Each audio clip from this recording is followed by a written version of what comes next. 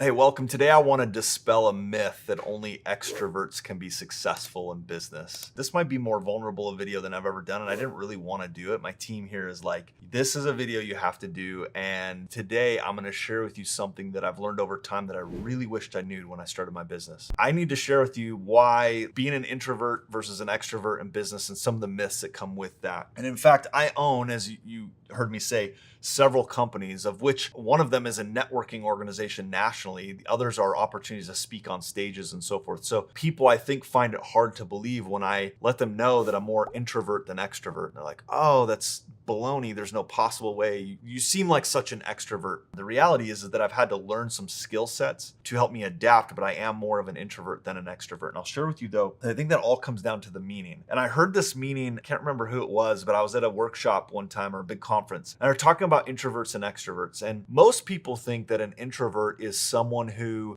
is just quiet, doesn't like to connect with others, or it's not like their natural thing to go out and talk to people. And an extrovert is somebody who's like, yeah, I have to be around people and all of that, and they're loud and they like to talk and they're outgoing. And I think those are some of the visual pictures that people have in their head. But the definition was that it's more about how you recharge and get energy. So for example, an introvert like myself, if I'm with people, how do I get energy? I have to give a lot of energy in those environments. And so for me to recharge and get energy, I would much prefer to be at home with my family on the weekend, or go to the cabin for the weekend, or read a book or something like that, than go to a fair or a party with people. Like, that doesn't help me recharge because I give a lot of energy as an introvert. And as an extrovert, though, people recharge by being around a lot of people, right? So if they're feeling down, that's why the pandemic and quarantine was so challenging for extroverts, because they couldn't recharge being around people. And so I think having that as a basis for understanding the introvert and the extrovert doesn't mean you don't like people. I love being around people, and there's times I get energy from that. But it's more of being on or being off.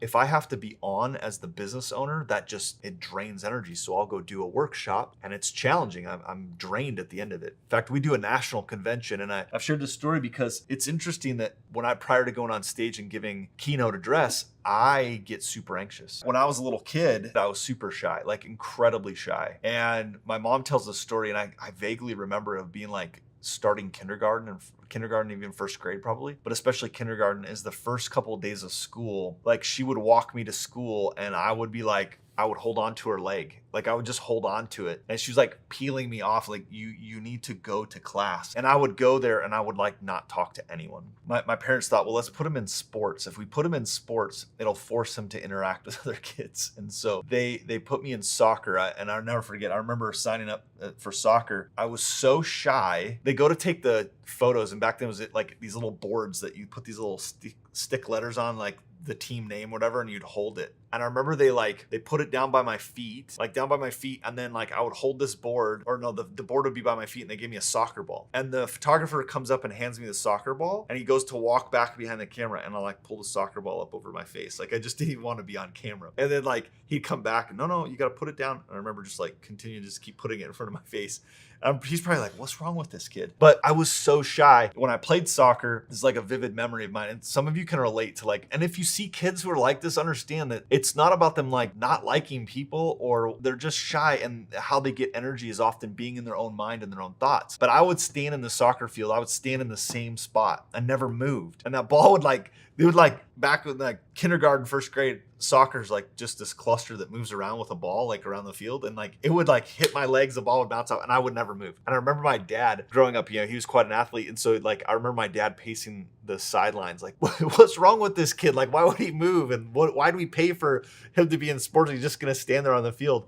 Fast forward, I became a pretty good athlete over the years, but it took me time. In fact, sports were a great outlet for me to learn relationships and learn confidence. But it's more about how I got energy and how I continue to get energy. And so in business, understand it's not a prerequisite that you have to be an extrovert to be successful. Now, I will say that it helps if you can be an extrovert, or you can hire extroverts who can go out, get energy being with people, get out and adapt in those networking settings. It's funny, I own this networking company, and I rarely go out to networking events in the community.